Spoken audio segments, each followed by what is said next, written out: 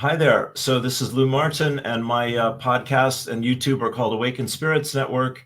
And I am thrilled, honest to God, very thrilled to be with my teacher, an inspiration in my life, one of my heroes, no kidding and for real, and my dear friend Maureen Muldoon, who I got connected with through our friend Mia Sarah Williams, and it's my privilege to get to sing and play on her service and her spiritual community, which I've been a part of for, I think, at least the last year, called Speakeasy, which is live on Sundays. And Maureen and I and Mia are all students of a book called A Course in Miracles.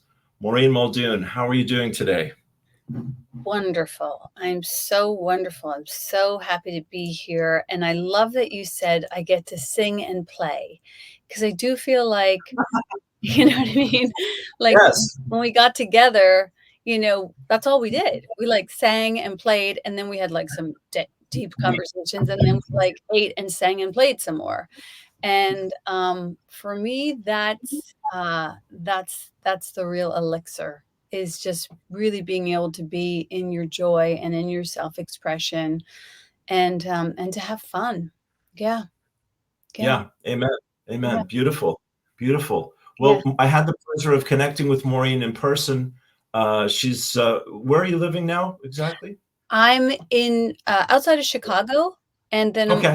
I also spend a lot of time up in the North Woods in Wisconsin on Madeline Island. Beautiful. Yeah. Beautiful. Okay. So Maureen has the Irish ancestry, her grandmother, Mary Muldoon, and she just wrote a beautiful song while she was out here in Ireland. So I got a chance to say hi and spend some time with Maureen in person about a month ago. And that was just a stone cold thrill as well. So thank you for that. That's awesome. Yeah. Spirit just orchestrates everything, so. Yes. Yes. Mhm. Brilliant. Well, Maureen, would you tell people a little bit about I mean, whatever you want, the floor is yours, my dear, but I'd love for people to get to know you if they haven't encountered yourself before, and, a little bit of your story and how you come to be where you're at in your life at this point. How's Okay. that for a, is that enough? That's, Give yeah. you a big space. Yeah. Yeah. Well, you know, I'm the founder of Speakeasy Spiritual Community that's been around for over a decade now. We started in a brick and mortar church. It was totally divinely guided, and I was completely reluctant around it. Um, and yet, it's a beautiful community that, since shutdown, has become virtual and has become international. And that's how Lou and I met. And it's a place to delve into tough and tender topics that you wouldn't normally hear in church, but the kind of things that need to be spoken about, and not just spoken about, but conversed about. So what we do is I, share a little bit, or the lead speaker will share, and then we have a conversation. And that's where the idea of speakeasy came into play, that we're all here to speak easily about these concepts, even if they're tough and tender. So, and we have music, and we don't have very much dogma aside from that, but we do encourage the four original medicines, which are singing and dancing and storytelling and silence. And so I think I don't want to say we mastered that, but that's what we're all about. And so this past year, the theme was service that sings. And so to really like allow your service to sing from you, so it doesn't feel stagnant or, tainted with martyrdom. And that really your self-expression was maybe one of the greatest services you could offer to the world. And so really to get to know yourself and where you organically sing, whether that's in, creating sacred spaces, or holding, like energy for people, or singing, or cooking, or caring for children, wherever it is that your soul really wants to sing, that would be the service that sings. And then this year, as we move into the new year, we're going to be, our theme will be toast and jam. So Lou and I, Better. yeah, yeah. And I know that sounds like, what does toast and jam have to do with spiritual practices? But when Lou and I got together in Ireland, um, we got to experience the crack of Ireland, which is Yes. there was a brunch that was thrown at one point, and we all, broke bread together, and then we all sang, and everybody took a turn singing, and that's just the kind of thing that happens on Irish soil, and it sometimes happens on American soil and other places. And this past year, I traveled a lot, so I got to hear a lot of different singing and dancing and versions of that. But I wanted to make that the thread that moved through the year. Not, in the past, I've gotten a lot of people on stage to sing and to tell their stories, but this year I really wanted it to bring it to the kitchen table and bring it back to the living room like we experienced, because there's some of us who aren't as extroverted as you and I live.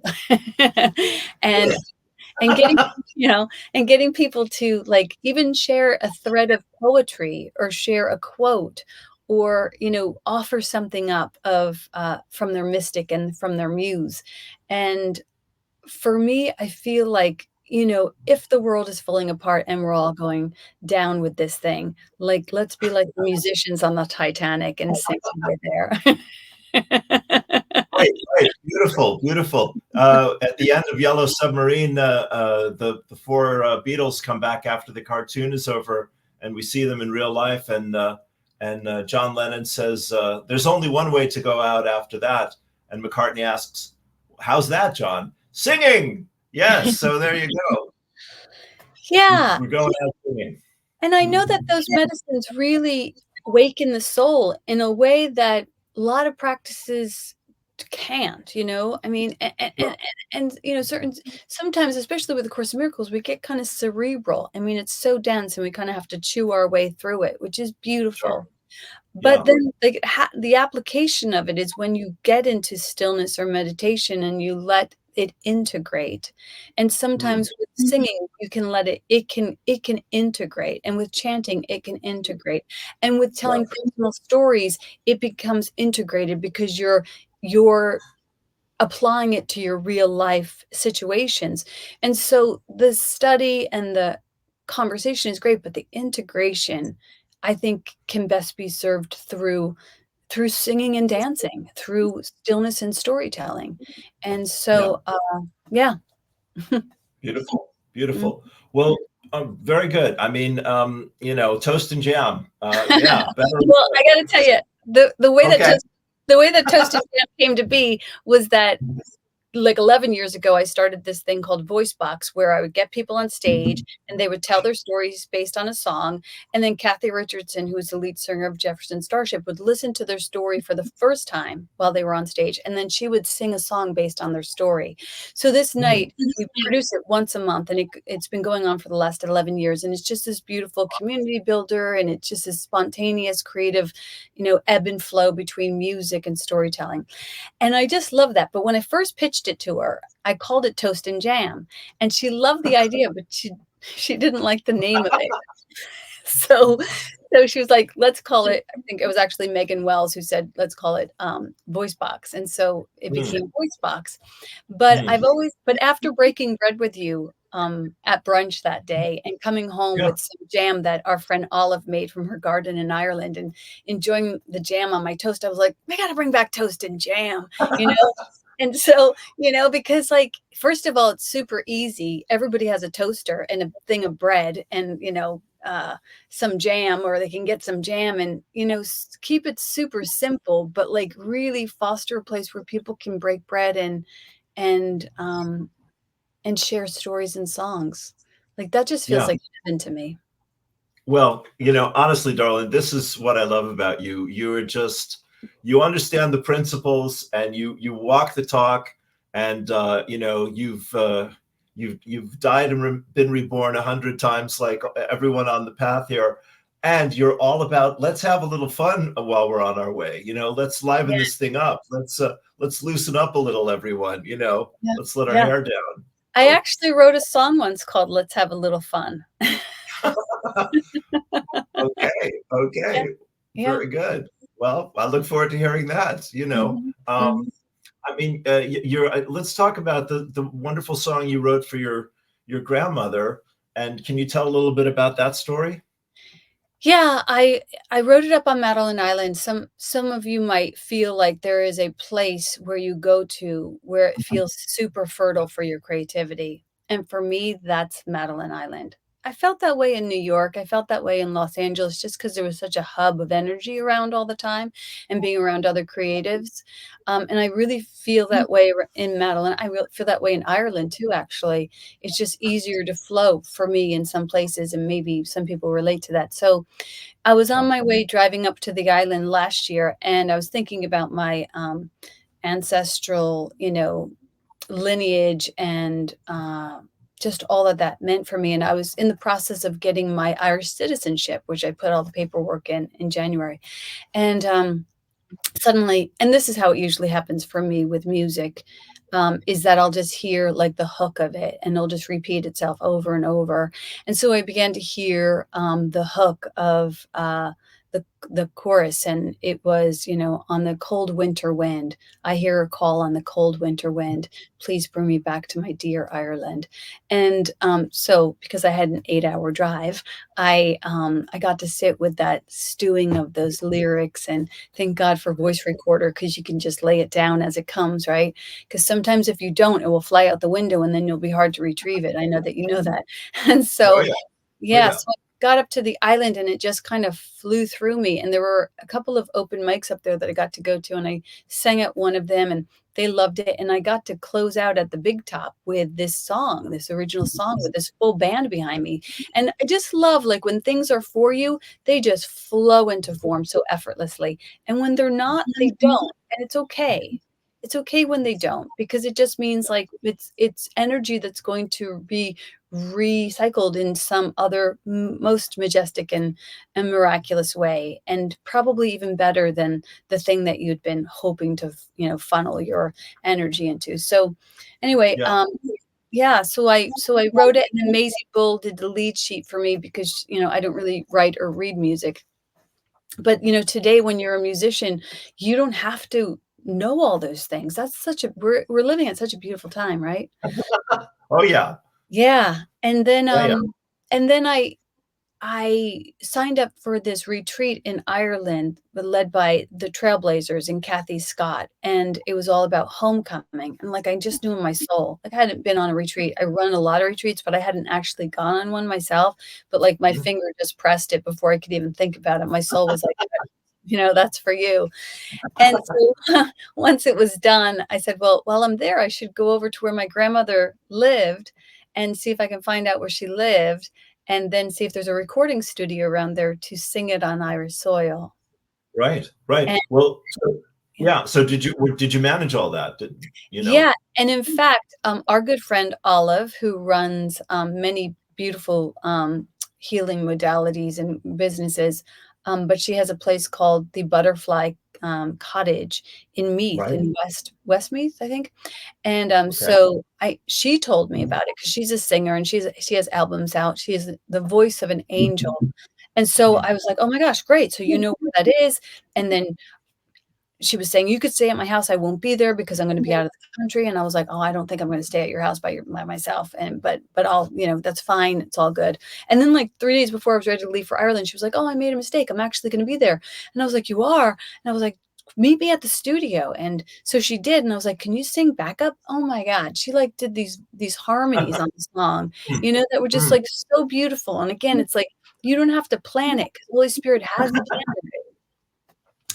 And, Yes, the guy there, Martin Quinn, he did an incredible job on the piano and the guitar and just arranging it, and, and then I started to create the video for it, and I wanted to use footage that I had taken while in Ireland, and right.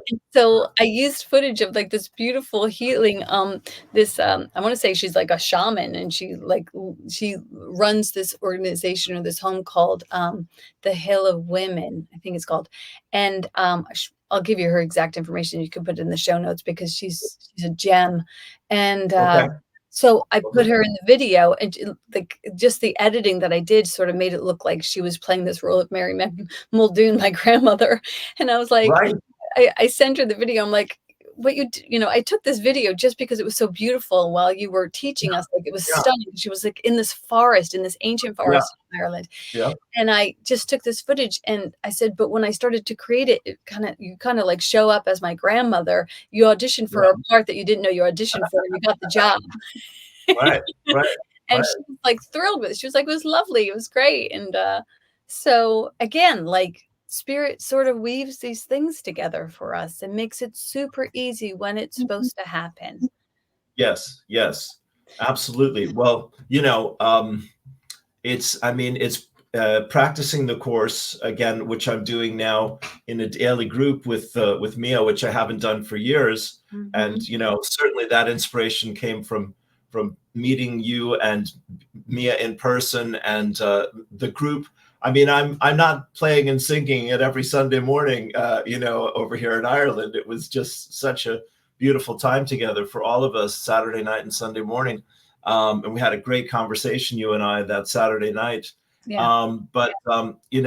I'm seeing that in my life. I want to say the more yes, the course is quite dense, as you mentioned, but it is about the truth, and it is coming back to the truth over and over again, and surrendering to it, working with it, working with forgiveness, working with seeing the world as God would have us see. And that's when I'm seeing more grace and more ease and more flow and more abundance in my life as well. I just want to give that pitch for the course in general, because you do the work, you get the goodies, and then everything comes together at the highest level. And magic and miracles are the order of the day. It's amazing. Yeah. Yeah, I know. When we called speakeasy speakeasy, I mentioned that it was about speaking easily, but also about ease, about the idea that easy is our last name. Back in the day, being called easy wasn't necessarily a good thing.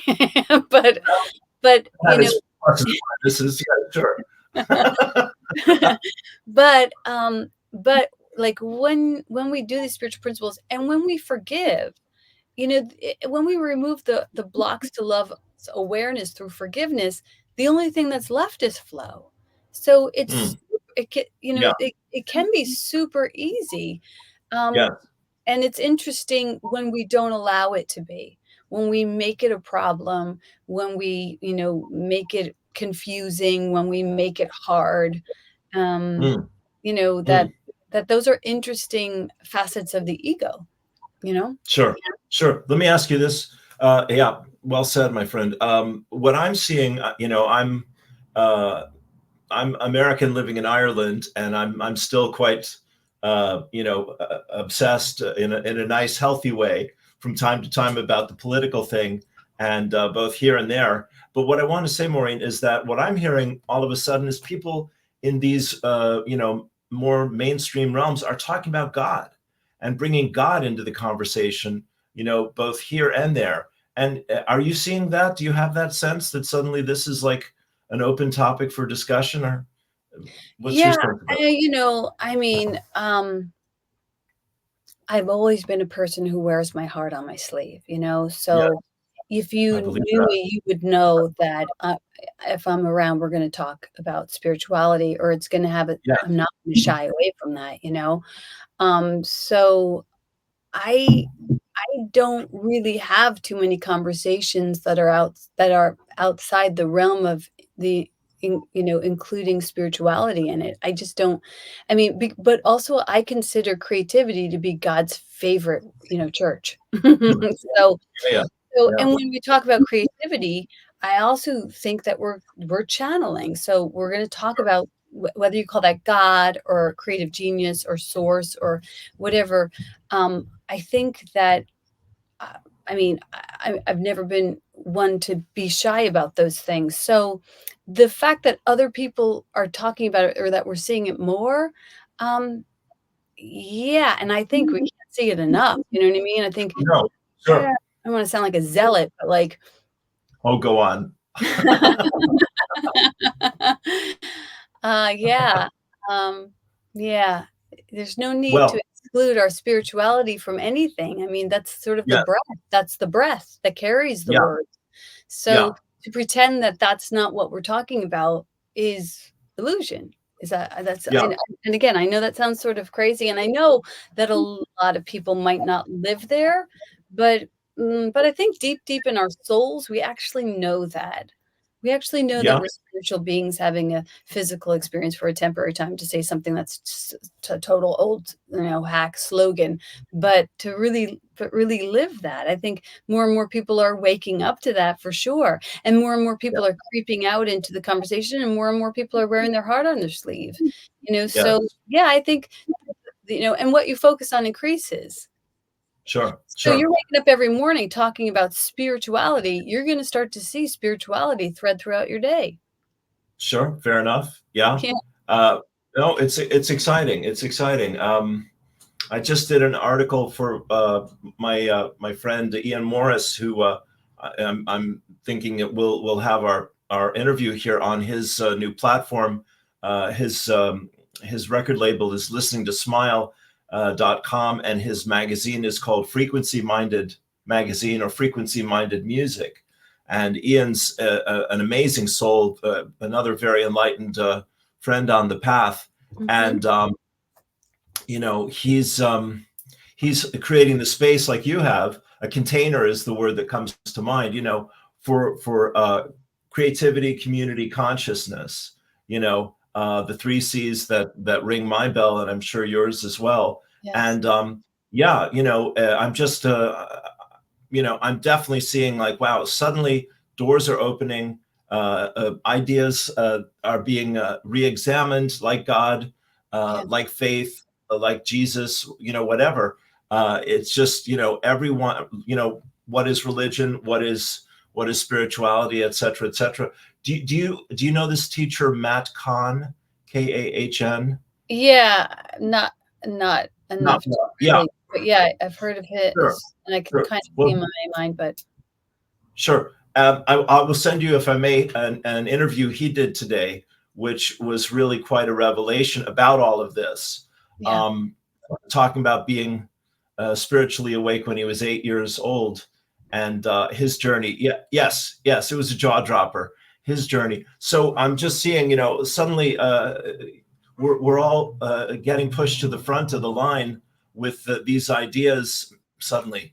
Uh, you know, uh, uh, and it's really starting to. People are starting to be much more receptive, is what I see. Because they really, I think, are starting to sense the limitations of trying to think through life and get through life without a loving higher power. So I'm just want to put that out there.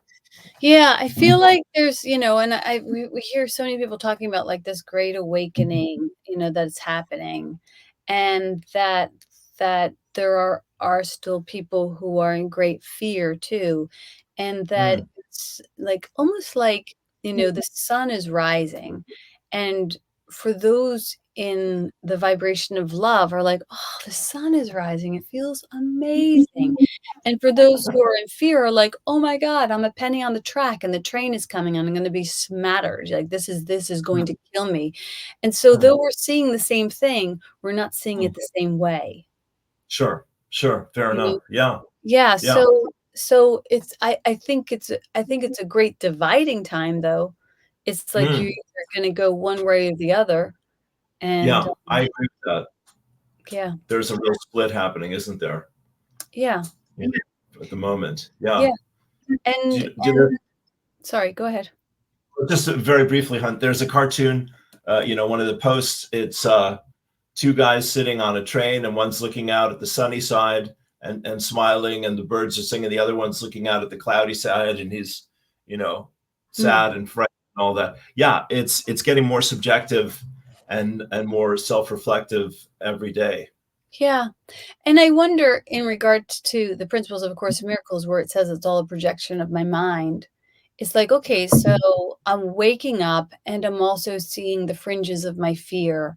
And so for the fringes of my fear, you could just say like, "And I forgive myself, I know not what I do," like I still sometimes vacillate into fear, and that's Sure. totally forgivable and nothing to blame and nothing to shame, and then apply some of the characteristics of a teacher of God, which would be like tolerance and gentleness and patience.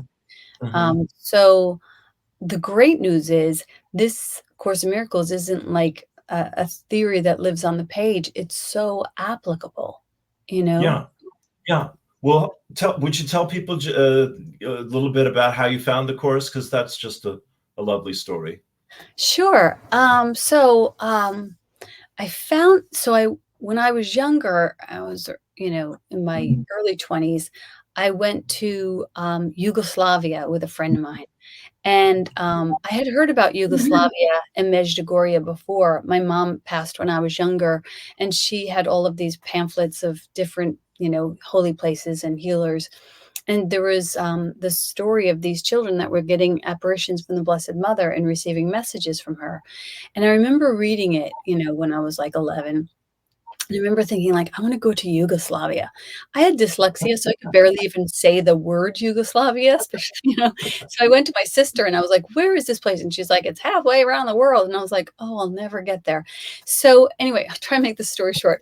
So, so Go I, right through it. It's too I good. went, Yeah. I went to New York. I became an actress. I started working and I was taking classes at HB Studios. And there was this guy that came in. His name was Victor. Herbert Bergdorf. Yeah, Herbert Bergdorf, yeah, and, on Christopher Street in New York, great time, great space, so much creativity, and this guy and I became friends, and, he was going to school to become an attorney, but he was taking acting classes so he could be a better attorney.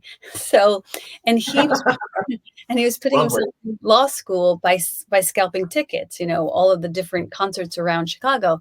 And so we became friends and we would go to the concerts together and he would ask me to hold the money so he didn't jeopardize his standard as an attorney.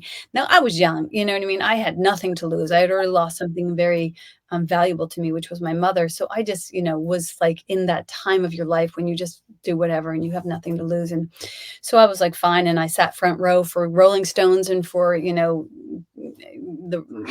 Joel and like everyone who came to town, we were there, which was great. Sounds all right. Yeah. And then one day he said, I can't, we're not going to go to too many concerts because I'm leaving. I'm going to take my mom to Yugoslavia, to Medjugorje. And I was like, I know that place. And he said, oh, you should come with us. And I'm like, I'd love to, but I don't have any money. And he said, well, I'll pay for you to go. And I don't know why I said this, but it's been true ever since, is that I said, I'll never be able to pay you back. And I was like, no, seriously, I will never pay you back. And he was like, that's fine. Because I just didn't want that to hang over me. You know what I mean? Like if you wanted to, you were going to invite me, like I had to be unconditional because I didn't have the money to go and I had no business accepting something that I wasn't going to be honest about. So off we went.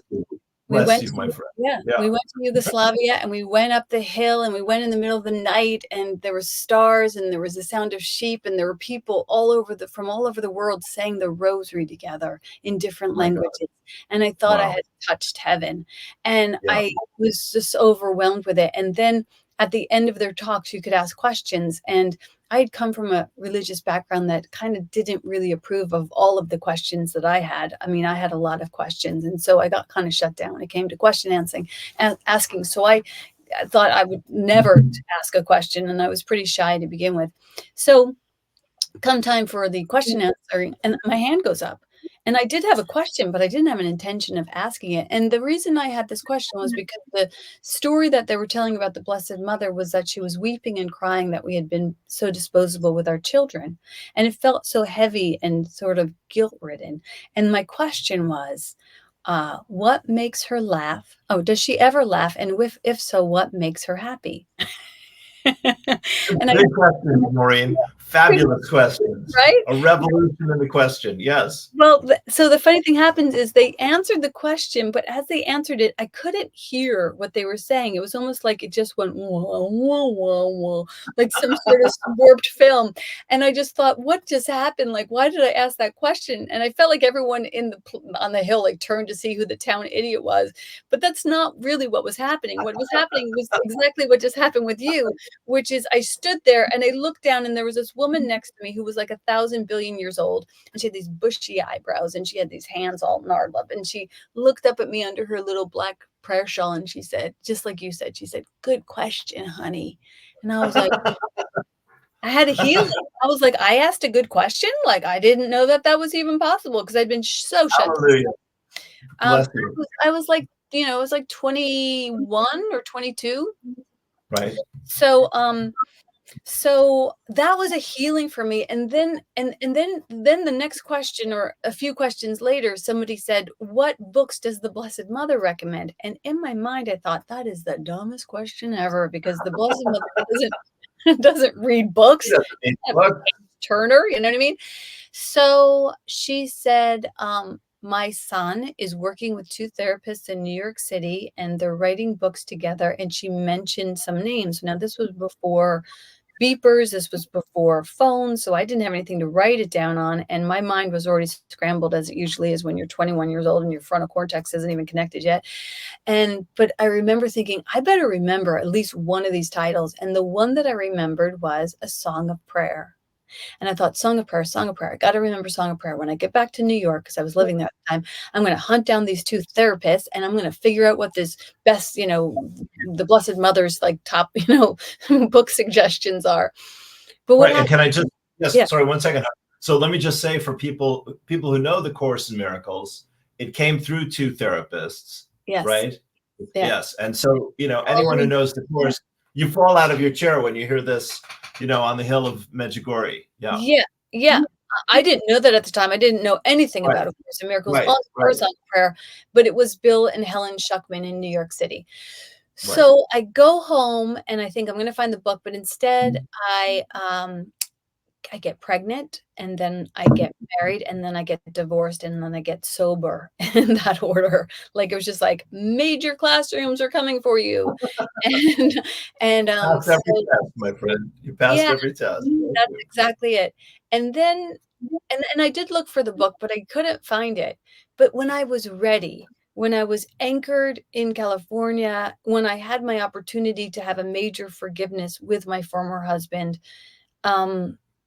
I had gone through the 12 steps, and they had really sort of tilled the soil of my consciousness to remove a lot of unforgiveness and fear and shame and blame and all that stuff that we carry around. But it didn't take me all the way to freedom, because I was still holding this grievance around my former husband, and I was really desiring to have that freedom. And I said to my higher power, my Holy Spirit, like, I want to go all the way, and I'm not getting there. Yeah. That's when I found A Course in Miracles. It kind of, just as it does for many people, it kind of fell off a bookshelf at an old bookstore up in Wisconsin. And the bookstore now is called Honest Dog Bookshop. And I got the book, and I read the beginning of it. I didn't know what it was. There were 2 copies there. And I read the beginning portion up to the point where it says,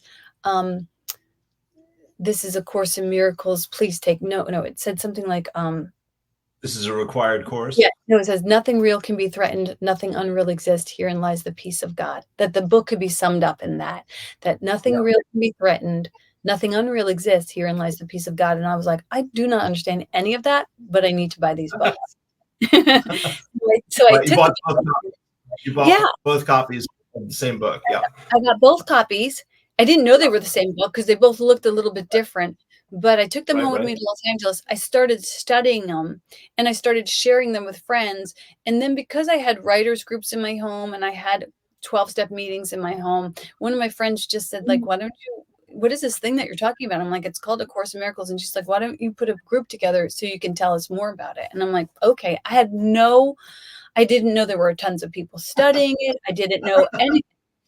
But I knew that I kept talking about it. So I naturally was being invited into, like, creating a study group. Yeah. Yes. And so I remember one of my friends showed up, and she said, 2 things happened. One friend showed up and said, "Maureen, what happens if somebody comes? Lots of people study this book, and you just started reading it. You barely even cracked the binder. And what happens if somebody comes who asks you a question that you don't know?" And I was like, oh no. And all the shame came on me. I was like, I better figure out how to know this book if I'm going to teach it. And then I started over consuming Ken Wapnick and all of these other people because out of fear that I was going to Right. found out that I don't know. What a dumb thing. Because I could have Well, just said, if I don't know something, I'll just say I don't know. You there's know? a thought. I know. That's another idea. I don't know, and in A Course in Miracles, it turns out that that's part of the concept is I don't know what anything is for. I Right, don't right, know. It's a right. beautiful thing. So it was interesting that the ego was trying to snag and drag me even from the beginning, like, let's not get her to do this. And then the other thing that happened at that very same time, maybe not at the same meeting, but that very same time was somebody came and they said, "You're going to teach A Course in Miracles? You're going to facilitate a group? If you're going to facilitate a group, then you're going to need this book." And she handed me a copy of A Song of Prayer. I know. And I was like, she didn't know that I'd been to Yugoslavia. She didn't know that that was the one title that I remembered. And I took this book, Song of Prayer, and I like ran around my living room. I was like, "Song of Prayer, this is the blessed book." And everyone in the room was like, "What the fuck is she talking about? Like, what is like, you don't understand." And like, I couldn't even tell the whole story because it didn't make sense to anybody. But I Well, was you're like, probably weeping hysterically, my friend, you know? yeah, I was just very, it was like one of those moments where you were, I was grateful. I was shocked at how, Yes. again, how easy it was that once I said yes, that which I was searching for would come to me, that I Yeah. wouldn't need to search for it, that seeking Yeah. time was over.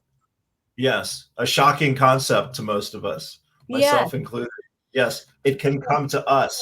We don't have to run down and kill Yeah, it, to have not to something. Yeah. chase the bus anymore because the bus Yeah. shows up every 5 minutes and there's a seat for you on it, Yes. right And you'll be next to much happier. You'll be much happier and you'll enjoy the ride.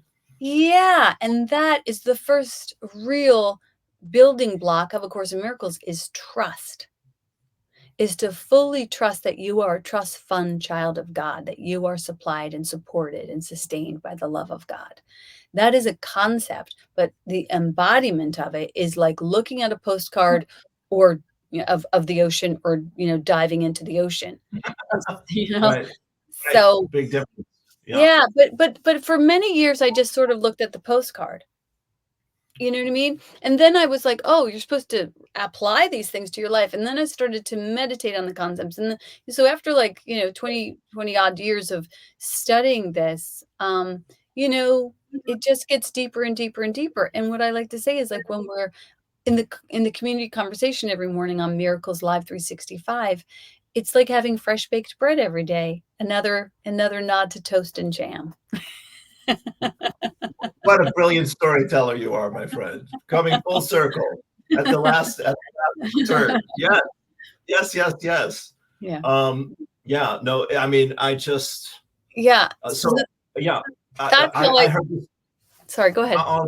Yeah, I heard the story of Maureen's great Audible book, Confessions of a Spiritual Vixen, which I heartily want to recommend to everyone. And I had the great joy of meeting my teacher and friend here in person, as I said, in Ireland.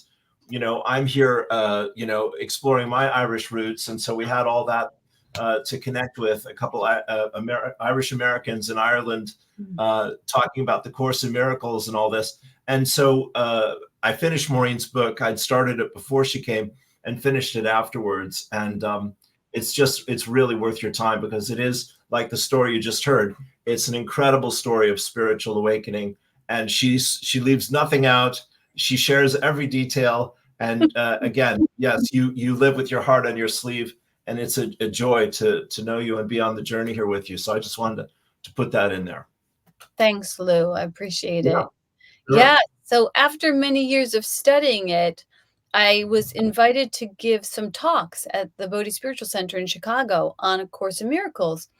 And they were some of the first sermons I ever delivered. I really didn't see myself as a church lady. It was just sort of I was kind of dragged into it, or invited into it, and I was dragging my feet.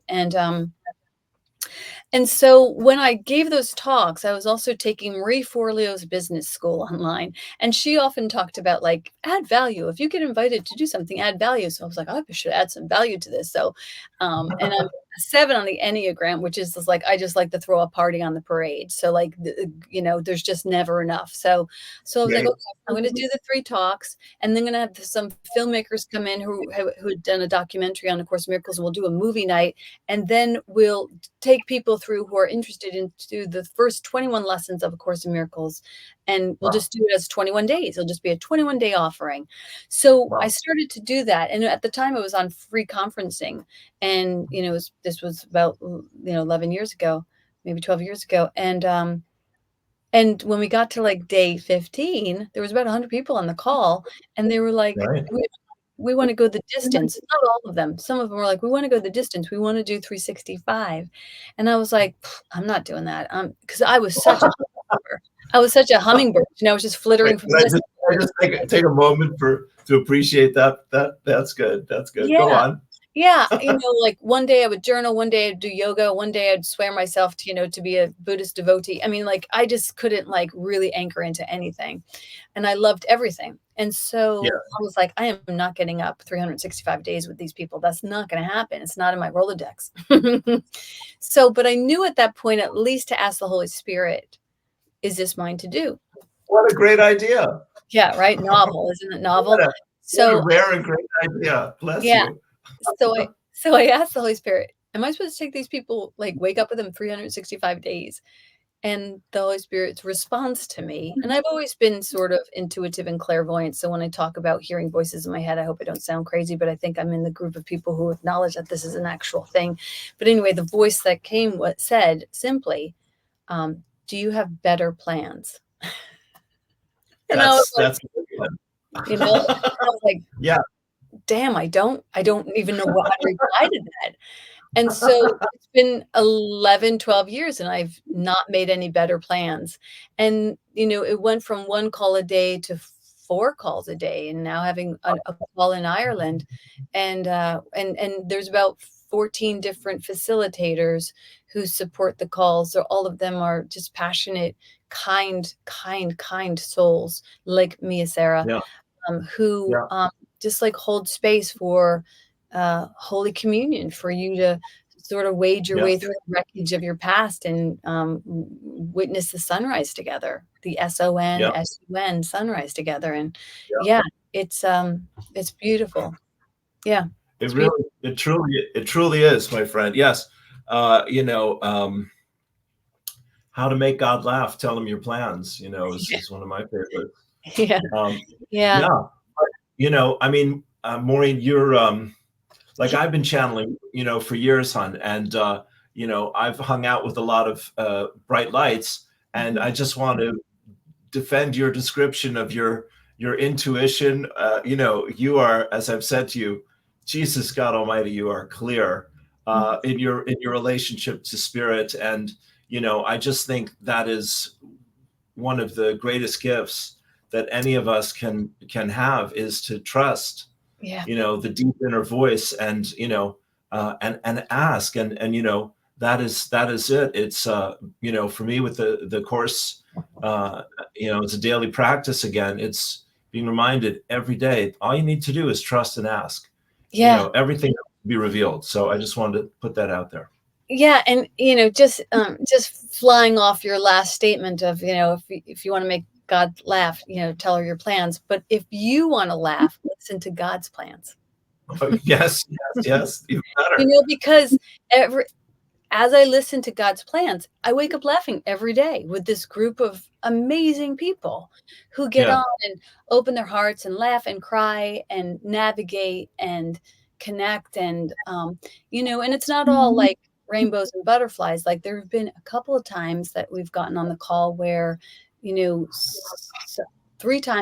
different moms who they woke up and their sons didn't, for 3 different reasons at 3 different times. And yet they come on the call, which just tells you like what nectar lives there, when your heart is shattering, like you would drag yourself to that call. So I've had the same experience myself at different times when my heart was shattering and I find myself dragging myself to the call. And, Go ahead. I know Yeah. that there's 1,000 different pockets of people that are doing such amazing work. And I think all of us are necessary. And, so I'm just grateful that I found my own. Yeah. Yeah, absolutely. Absolutely. And that I mean, I feel the same. This is like my fourth time beginning the course, something like that. I was in a group with Michael Beckwith's brother, Akile, who's a Oh, lovely teacher in his own right. Yeah, for like a year. oh, But yeah, and it's like 12 steps as well. I was in a group with 12 steps for 4 years, and then I let it go, and come back to it from time to time, etc. yeah. Yeah, the course, there's something about the course though that is just so unique.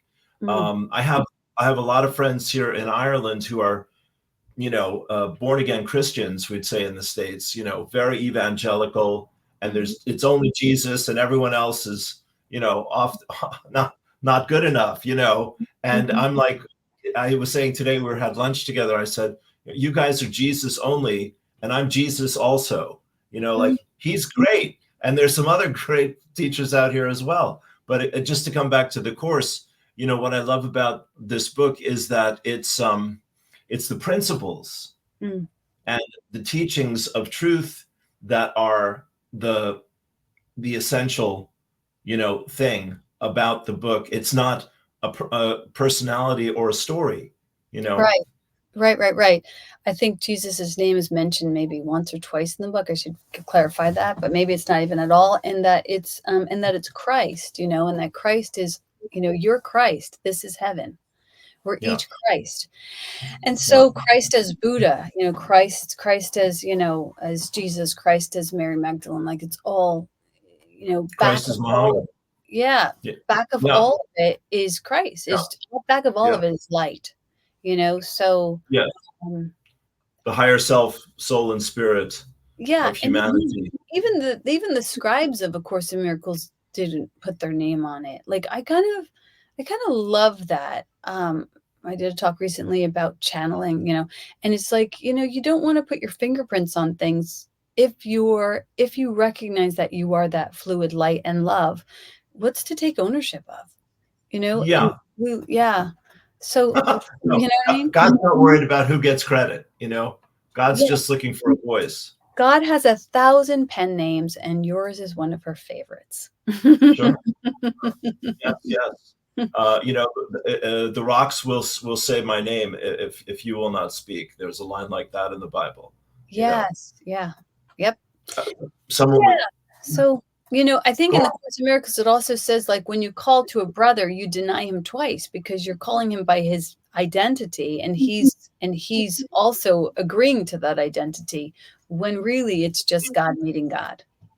Yes, Which yes, is, I yes. know, a hard concept to it's a hard concept to embody because we're also in these bodies. So, I mean, we want to connect with our divinity and then be in our humanity and find the sweet spot between the two, Yeah, beautiful, you know? beautiful. Yeah, I just am inspired to share here. So I moved into my new flat in January, and my landlord and I have gone round and round for a number of reasons since I moved in. So I was praying and asking for help with that today, because things have sort of quieted down, but not really resolved in the way that I'm hoping for. And anyway, what happens, long story short, is I see him coming out of the shop after my prayer partner James and I had lunch, and James has given me a lift back to the flat here, and I asked my landlord if he would like a ride, and he said sure. So the three of us are come back, and he was mentioning that his ankle was giving him problems. So as he's dropping us off, James asked my landlord if he would like him to pray for his ankle. So he did that, and before he started, I asked for a prayer for myself as well. So the landlord and I have barely spoken for the last month or so, and here we Oh, are, three of us praying together, and I'm helping him get out of the car afterwards and saying, if you need anything, give me a ring, and good to see you, and thank you. And this definitely is the grace, yeah, of just doing the work and asking for help and paying attention. Those are the, Yes. you know, Yeah, and willingness, a little willingness. yes, A yes. little willingness to trust that you're miracle worthy. Thank you. That's Yeah, beautiful. Yeah. it is beautiful. It's beautiful to say, but it's even more beautiful to demonstrate. So good on Yeah. you, you Well, know? my pleasure. My pleasure. It just popped into my head that it would be perfect to share this as we're talking about all these important things. Yeah, You and know, that's what it says in the Course. It says, like, the most beautiful place on earth is where an ancient hatred is transformed into a current love. That's not verbatim, but that's basically what it says. It says where an ancient hatred is turned into a current love is the happiest place on earth, or the most beautiful yeah, place on earth. And so you demonstrate that, and it's like, wow. When you demonstrate that, it's like, I know it's so restorative for all of us because we all have those jagged experiences. yes, and that was so well said, Maureen. Thank you. And I think Disneyland is the happiest place on earth, but I'm not. Don't hold me to it. But yeah, it's just it's such an exciting time in my life, my friend, because of Speakeasy and because of the course, because of Mia and Maya and meeting you and your great Audible book and our connection. So just heaps of gratitude, and I'm so grateful to you and thankful for your time here today. Oh, you're so welcome. And thank you for being one of our major musicians at Speakeasy every Sunday morning and, being in tune with just listening to the message and then being able to pull something out of your spiritual jukebox, so it's been super fun. And thank It's you a for joy. always being so generous with your support and with sharing, with highlighting our community and all these other beautiful teachers that you share. You're really, really masterful at that. And it's a show and sign of generosity, and may it return to you tenfold. Thank you, dear. As they say in Ireland, try to stop me. Best sayings. It's a pleasure. It's a pleasure. Well, my sweet friend, I'll leave you there. Is there anything you want to talk about? The Muse, your next book coming out? Any of that? Well, the program is the Maiden Voyage, and it moves people through the 7 archetypes of the feminine divine, from the maiden to the muse to the mogul to the mother to the minister to the mystic to the monarch. It goes up the chakras, and I'm really passionate about it. I always kind of dreamed and desired a hero's journey for the feminine. And so I've been facilitating it for many years now, and it's slowly moving into a published book form. So, yeah, it's another offering at Speakeasy. We honor the divine feminine and the Course in Miracles. So those are sort of our 2 pillars. And claiming your major and like letting yourself really live into your dawn, an Irish word meaning your craft or your calling. Sometimes we can skirt around that for a long time, like we talked about. Like, you can continue to seek for what's right before you. And so I'm in alignment with what is mine to do. And so, like, when you're in alignment with what's yours to do, it flows effortlessly. But it flows at its pace. So, creative expression, sometimes, like, it's the journey of offering it up and creating a song or learning a new song or creating a program. That's the joyful part of it. That's the part that's you co-creating with the divine. The program or the song or the pottery or the painting is just the souvenir that says, I went to God and I got this, t-shirt. so so Right. so yeah, I mean, everything I create for my soul, and then I get to share it with other people. So Right. yeah, So that's that's a course you're offering, but that's happening right now. That's full up, or that's still open. Yeah, it's happening at Speakeasy right now. But I guess the things I would say, if people are watching this, is that we have Gary Renard coming, and he's a masterful teacher of A Course in Miracles, and he's coming on the 6th of October. And so if you want to check him out, he's going to do a forgiveness workshop with us. So that'll be amazing. And Yes. And if you want to check out Speakeasy Spiritual Community, we meet again, as you said, at 10:30 every Sunday morning, and we have a great conversation afterwards. And October, the theme is going to be Rest in Peace. And we're going to cover all the different ways we celebrate life and death and the illusion of death. So we have some great teachers coming in for that. Yeah. And then the end of the year will be homecoming to our music. So we'll be walking towards, the holiday season, Kwanzaa and Hanukkah and Christmas and all the others through music. So put your thinking cap on for that one, because we're going to need you to drum up, little drummer boy. I love a good challenge. Thank you. Yeah. So if anyone who's listening is looking for a spiritual community where they can actually engage and have conversations and ask questions, we say don't leave your brains or your beliefs or your background at the door. Like we don't have all the answers, but we love the questions. And you can join us at Speakeasy, and we're thrilled to welcome you. Absolutely. And would you know, darling, I'm just now this minute seeing that you're Maureen, the Queen Muldoon. So I'm happy to celebrate that with you as well. You're certainly, why be normal when you can be magnificent? Absolutely. What exactly? Weird is so much more fun. Absolutely. Yeah. That's my motto. Yeah. It gives other people permission to play. And like we started off with, like when you said, like we played and we sang, more please. That's why we came. We came for joy. Absolutely. Yeah. All right, my sweet friend. Thank you, my dear teacher. Bless your heart. And I'll see you tomorrow. Thank you for your time. Have a wonderful, wonderful evening. God bless you too. Bye. You too. All the best. Thanks.